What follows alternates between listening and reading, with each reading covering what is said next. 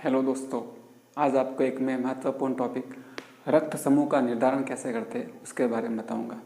तो रक्त समूह का निर्धारण होता है आरबीसी की सतह पर उपस्थित एंटीजन के आधार पर। आरबीसी की सतह पर उपस्थित एंटीजन के आधार पर रक्त समूह का निर्धारण होता है। अब एंटीजन के बारे में पूछोगे क्या होता है एंटीजन, तो एंटीजन होते हैं बाह्य पदार्थ या इनको बोलते हैं रोगाणु। रोगाणु बोल सकते हैं या इनको बोलते हैं अपन बाहरी पदार्थ, जिनका अणुभार होता है लगभग 6000 डाल्टन। इनका अणुभार होता है 6000 या अधिक इनका अणुभार होता है। अब आरबीसी की सतह पर इसी प्रकार से एक और एंटीजन पाया जाता है जिसका नाम होता है आरएच कारक। क्या होता है? आरएच कारक, जिसको अपन आरएच एंटीजन भी कहते हैं या इसको बोल सकते हैं आरएच एंटीजन। इसकी खोज की थी लैंडस्टीनर और वीनर ने। लैंडस्टीनर एवं वीनर ने इस आरएच एंटीजन की खोज की थी। लैंडस्टीनर और वीनर ने आरएच एंटीजन की खोज की थी। इसके कारण से क्या होता है, रक्त समूह या तो पॉजिटिव होगा या होगा नेगेटिव। अगर ये प्रेजेंट है, आरएच फैक्टर प्रेजेंट है तो बनेगा ब्लड ग्रुप पॉजिटिव, नहीं है तो बनेगा नेगेटिव। इस आधार पर रक्त समूह को अपन 4 प्रकार से बांटते हैं। तो अपन देखते हैं आगे, रक्त समूह को अपन ने 4 प्रकार से बांटा गया है। यहाँ पर आपको बता रहा हूँ मैं, रक्त समूह इसको बोलेंगे ब्लड ग्रुप। ब्लड ग्रुप कौन से आ जाएंगे, वो यहाँ पर आ जाएंगे आपके पास एंटीजन। एंटीजन को बोलेंगे एंटीजन। यहाँ पर आपके बन जाएंगे एंटीबॉडी। एंटीबॉडी एंटीबॉडी के बाद यहाँ पर आपके आ जाएगा आरएच एंटीजन। यहाँ आ जाएगा आरएच एंटीजन। यदि अपन एंटीबॉडी की बातें करें, कहाँ पे बनती है, ये हमारे प्लाज्मा में बनती है। कहाँ पर बनती है? हमारे प्लाज्मा में बनती है। और एंटीबॉडी एक तरह की गामा ग्लोबुलिन होती है। गामा ग्लोबुलिन होती है। और आरएच एंटीजन के बारे में मैंने अभी आपको बताया है। तो देखो, ब्लड ग्रुप कितने होते हैं? 4 होंगे। A positive, A negative, B positive, B negative, A B positive, A B हो जाएगा negative, O positive, O negative. इसी प्रकार से यदि इनके ऊपर एंटीजन की बातें करते हैं तो देखो, इनमें आपके बन जाएगा ए के लिए आपके हो जाएगा ए एंटीजन। इसमें क्या आ जाएगा आपके पास? ए के लिए जाएगा ए एंटीजन। इसी प्रकार से सेम टू सेम ही रहेगा इसके लिए भी। बी के लिए आपके बन जाएगा बी एंटीजन।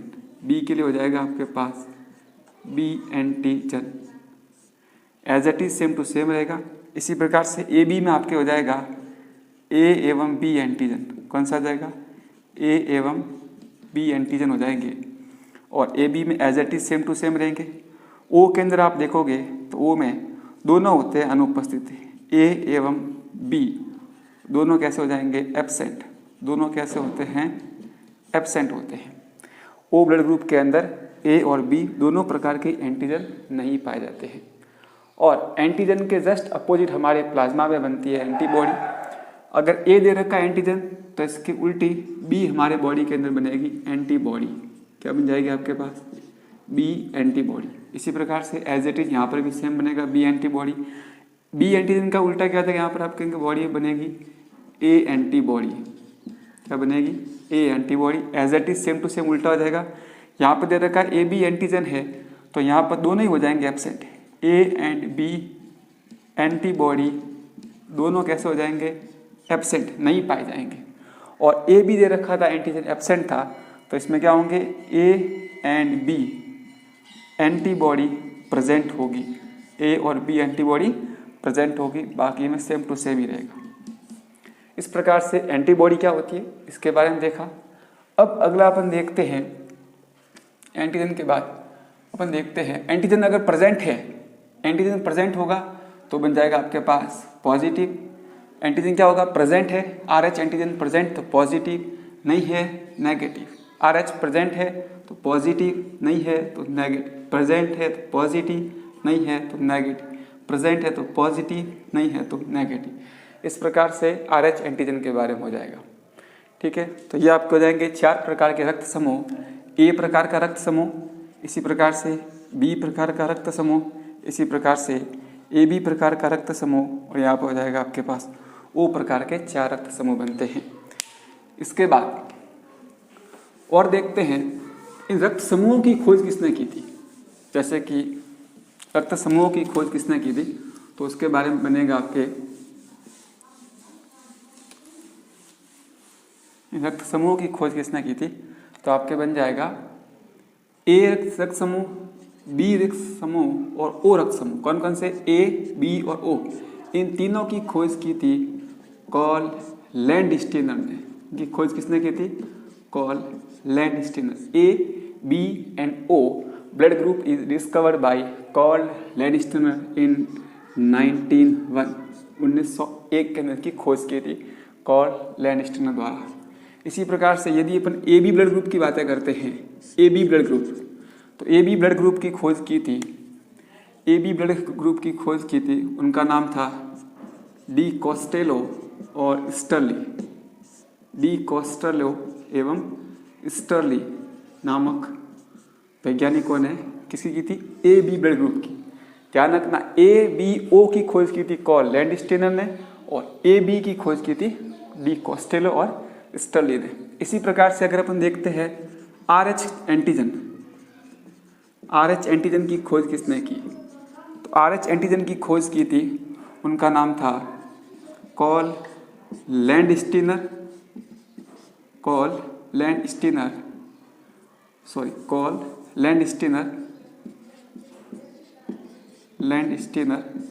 एवं वीनर ने इन दोनों ने किसकी खोज की थी? RH एंटीजन की। और इसको सबसे पहले प्राप्त किया गया था मकाका रीसस नामक बंदर के अंदर। किससे अंदर से प्राप्त किया इसको अपन? मकाका रीसस नामक बंदर के अंदर से प्राप्त किया गया था, नामक बंदर से प्राप्त। इसी के कारण से इसको अपन RH एंटीजन भी कहते हैं। यदि RH एंटीजन प्रेजेंट है, यदि क्या होगा? ये प्रेजेंट होगा तो ब्लड ग्रुप बनेगा आपके पास पॉजिटिव। यदि आपके RH एंटीजन होता है एब्सेंट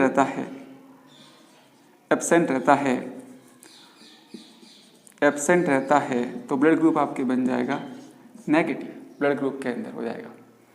इसके बाद एक और आपके लिए महत्वपूर्ण चीज़ ये है कि रक्त समूह कौन किसको दे सकता है। जिस समय ब्लड ग्रुप देते हैं, किसी को छड़ाते हैं, तो क्या ध्यान रखना चाहिए? तो रक्तदान करते समय क्या चीज़ देखी जाती है? रक्तदान करते समय रक्त आदान करते समय, ब्लड ट्रांसफ्यूजन के दौरान, इसको बोलते हैं ड्यूरिंग ब्लड ट्रांसफ्यूजन,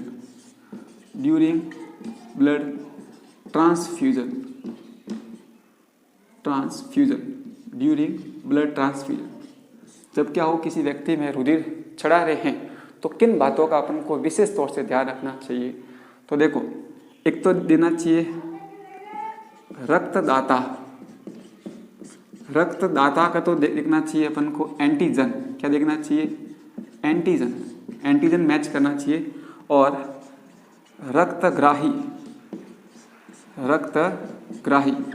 ग्राही का अपन को देखना चाहिए एंटीबॉडी। क्या देखनी चाहिए? एंटीबॉडी को सही ढंग से देखना चाहिए। ठीक है, देखो डोनर का तो क्या देखना पड़ेगा अपन को? एंटीजन। और एक्सेप्टर का देखना पड़ेगा अपन को एंटीबॉडी।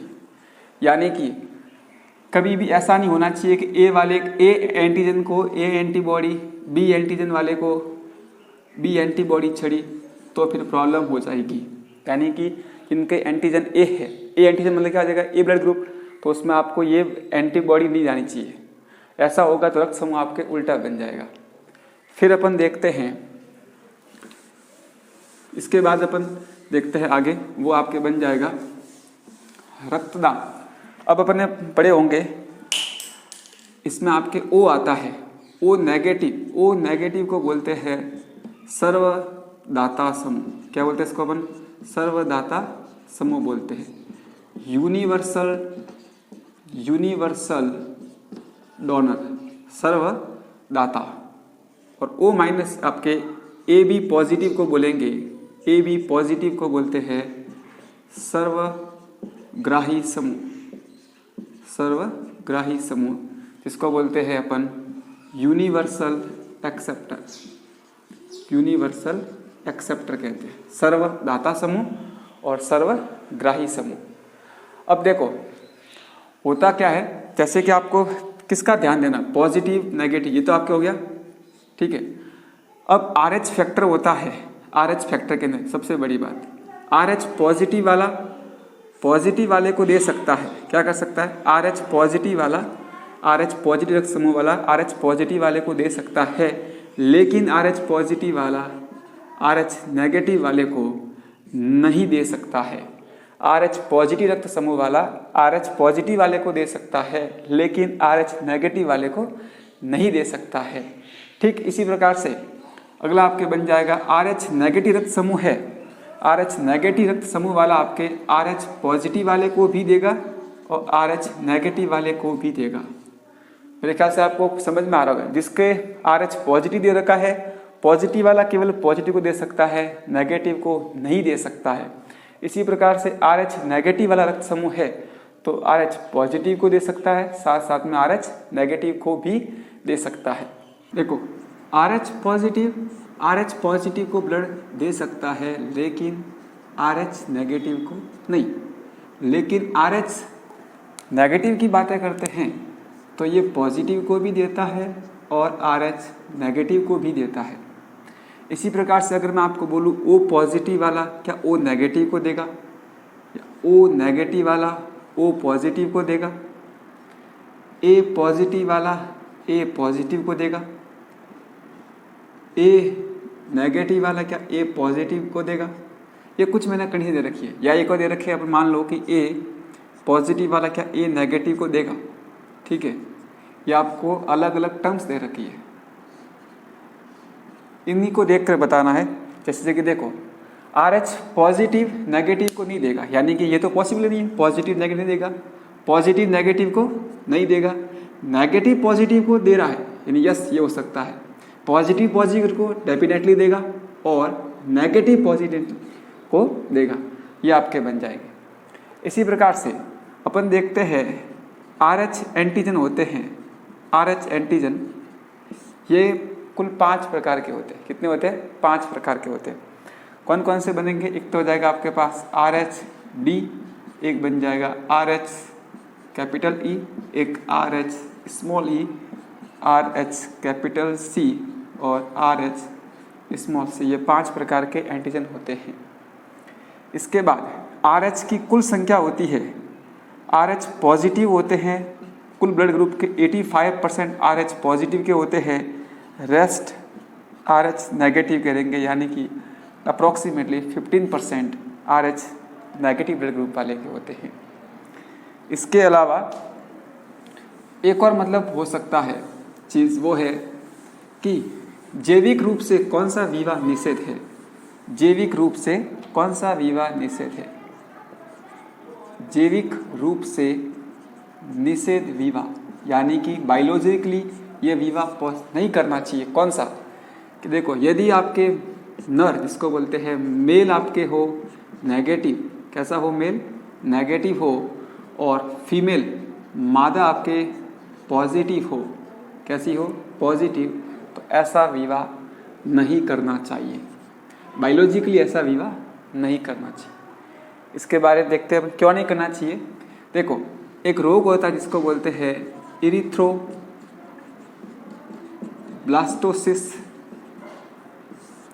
फॉइटेलिस, इरिथ्रोब्लास्टोसिस फॉइटेलिस, इसको हिंदी में बोलते हैं गर्भ रक्ताणु कोरकता, गर्भ रक्ताणु कोरकता बोलते हैं, इरिथ्रोब्लास्टोसिस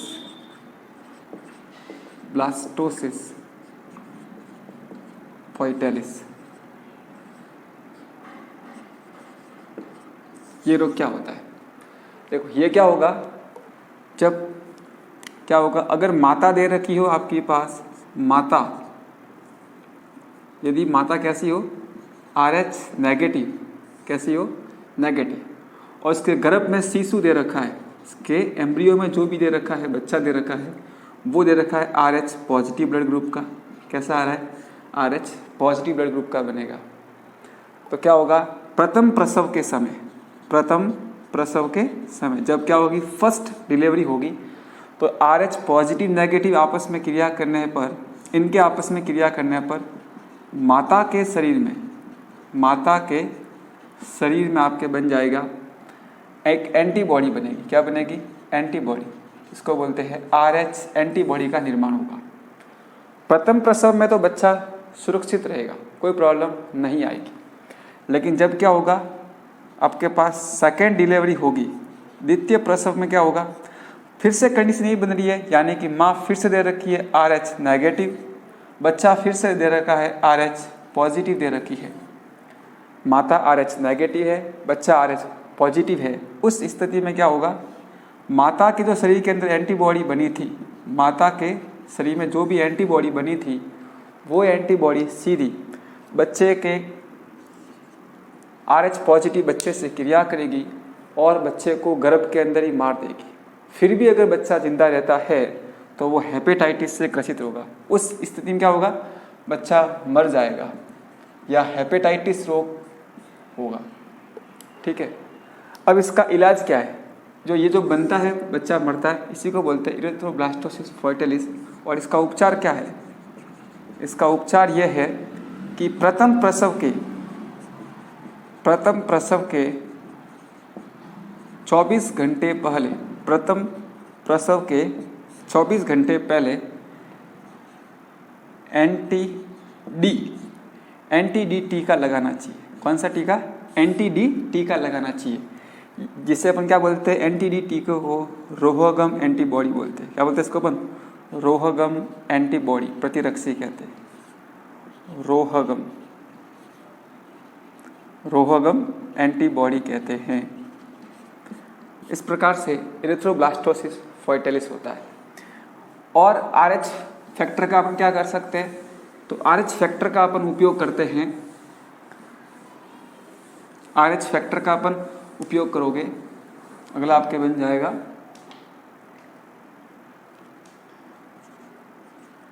RH कारक का उपयोग,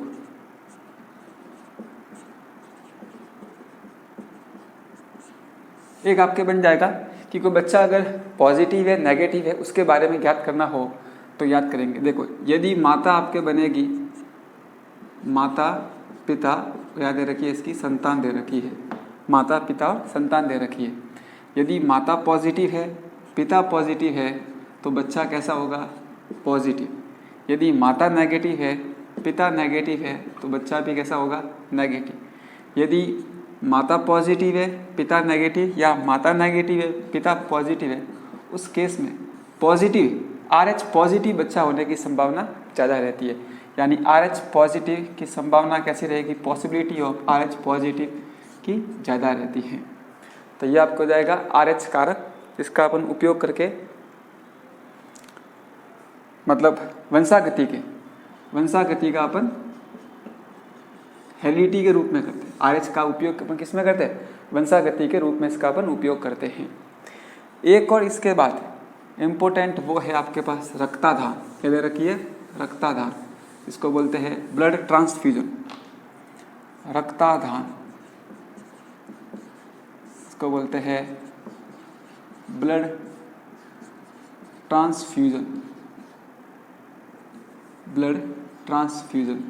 रक्तादान क्या होता है, रक्तादान दो प्रकार से होता है, एक तो होता है समजीवी, एक होता है समजात। समजात का मतलब दूसरे व्यक्ति का रक्त चढ़ाना, दूसरे व्यक्ति का रक्त चढ़ाना, इसको बोलेंगे समजात। इंग्लिश में इसको बोलेंगे एलोजेनिक, एलोजेनिक ब्लड ट्रांसफ्यूजन। और व्यक्ति का स्वयं का